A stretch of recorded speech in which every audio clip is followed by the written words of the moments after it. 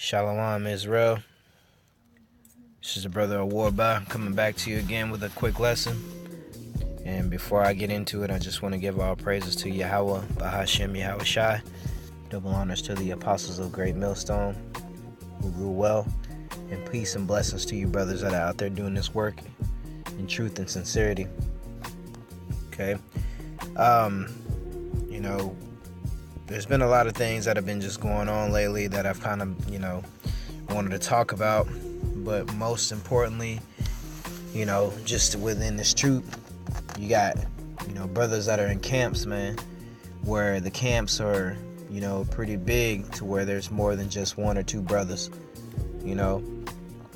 And what I wanted to touch on this afternoon was just the fact of being in a big camp like that and brothers piggybacking off of other brothers, man, and not really studying like they should, not really, supping with the Most High in these scriptures and reading like they're supposed to, We're called in this to be workmen, and students of our craft, by the Most High who gives us the Spirit, And so if you don't do your due diligence and go in and perfect learning the scriptures and being a student of your craft and practicing, then you'll never get better, you'll never gain knowledge, you'll never gain understanding, and you'll never grow or grow from glory to glory.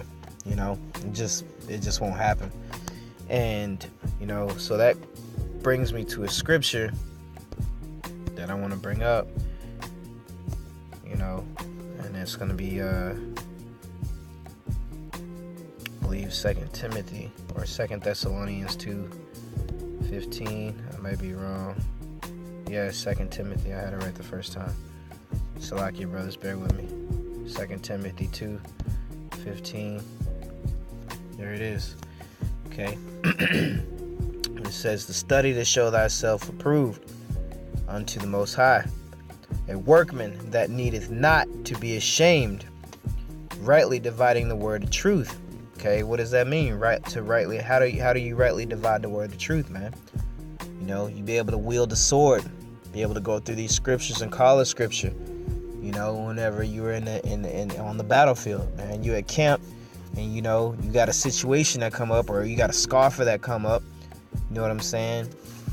How are you going to be able to deal with that scoffer without rightly being able to divide the word of truth?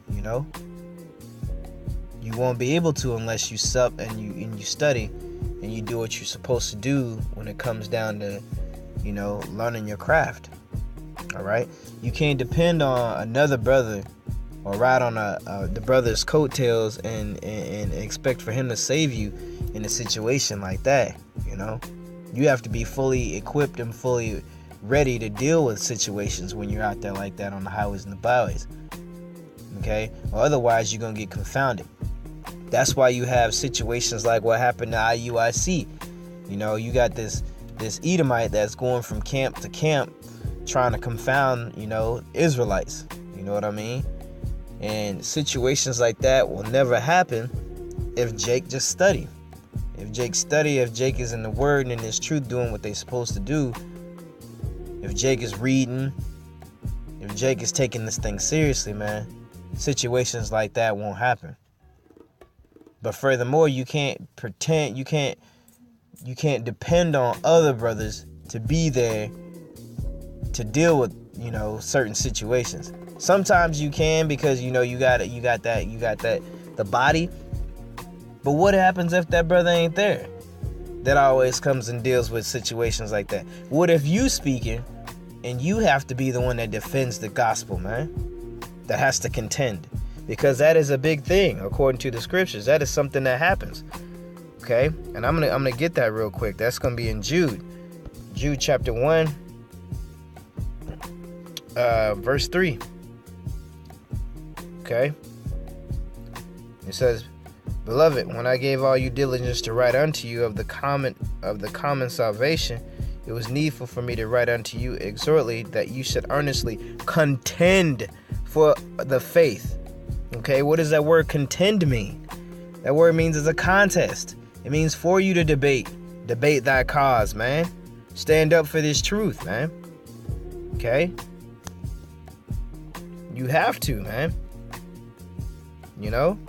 And so, but how do you honestly contend for the faith if you don't know what you're talking about? If you can't rightfully divide the word of the Most High like a true workman can, man. How are you going to be apt to teach? How are you going to teach somebody if you're not, studying and toiling in this thing, and you're not, you haven't become of the knowledge and gained the wisdom, So that's, this is in kind of in response to what the brother Yashawamba did, man. He put up a beautiful sit down, man. And he was basically going into the same thing I'm going into right now, man. Scriptures tell you, blessed is he that readeth, I wonder why. Because that's the way that the Most High comes down and sups with you, But it's clear in the spirit to tell that people that ain't about this thing, or that has been wavering, or that haven't been doing what they supposed to do, man. It's very easy. Because the spirit shows, man. And the Lord will have it to where you'll get out there and you'll be out there in pride, out there talking, man. And then he'll have somebody come up and cut you, man. Somebody that's low level and cut you. Just like them IUIC cats got done up by this Edomite dude that's walking around. And this internet stuff like that, he put it up on the internet, now it's going to circulate. And it's there forever. So now it's evident them dudes are on camera getting confounded, man. So that's just me going into that lesson, man. And that's pretty much all I wanted to say and all I wanted to talk about. Just be mindful. Stay locked in, brothers. We almost out of this thing, man.